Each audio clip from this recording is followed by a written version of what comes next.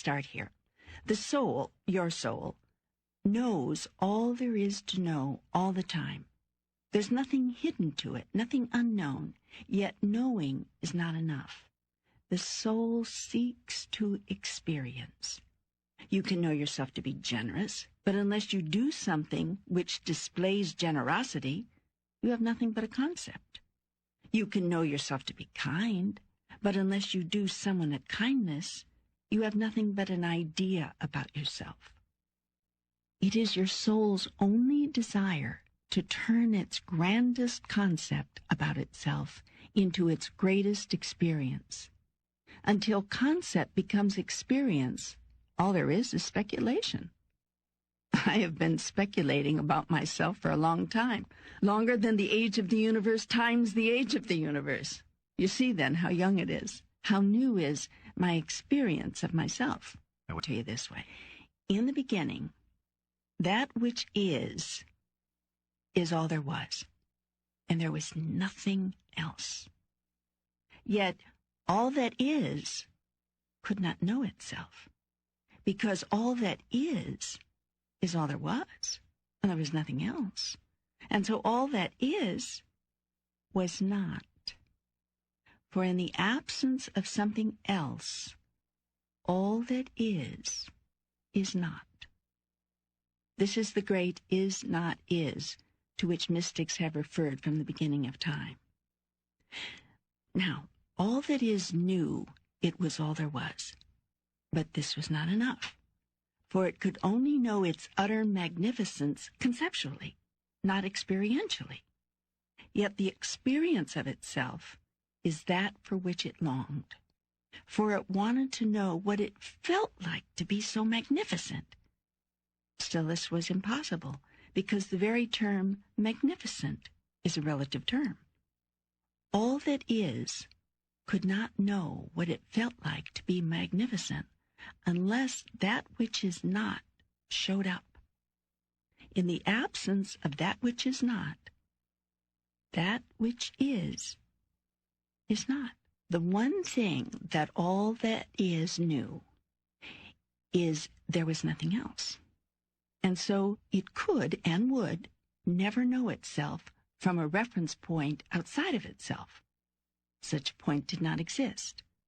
Only one reference point existed, and that was the single place within the is not is, the am not am. Still, the all of everything chose to know itself experientially. This energy, this pure, unseen, unheard, unobserved, and therefore unknown by anyone else energy, chose to experience itself as the utter magnificence it was. In order to do this, it realized it would have to use a reference point within. It reasoned quite correctly that any portion of itself would necessarily have to be less than the whole, and that if it thus simply divided itself into portions, each portion, being less than the whole, could look back on the rest of itself and see magnificence. And so all that is divided itself, becoming in one glorious moment that which is this and that which is that. For the first time, this and that existed, quite apart from each other, and still both existed simultaneously, as did all that was neither. Thus, three elements suddenly existed: that which is here, that which is there, and that which is neither here nor there, but which must exist for here and there to exist. It is the nothing which holds the everything. It is the non-space which holds the space. It is the all which holds the parts. Now this nothing which holds the everything is what some people call God. Yet that is not accurate either, for it suggests that there is something God is not, namely everything that is not nothing. But I am all things, seen and unseen. So this description of me as the great unseen, the no thing, or the space between, an essentially Eastern mystical definition of God, is no more accurate than the essentially Western practical description of God as all that is seen.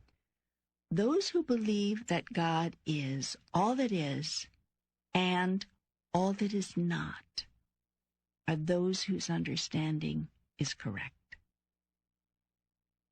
Now, in creating that which is here and that which is there, God made it possible for God to know itself. In the moment of this great explosion from within, God created relativity, the greatest gift God ever gave to itself. Thus, relationship is the greatest gift God ever gave to you, a point to be discussed in detail later. From the no thing, thus sprang the everything. A spiritual event entirely consistent, incidentally, with what your scientists call the Big Bang Theory.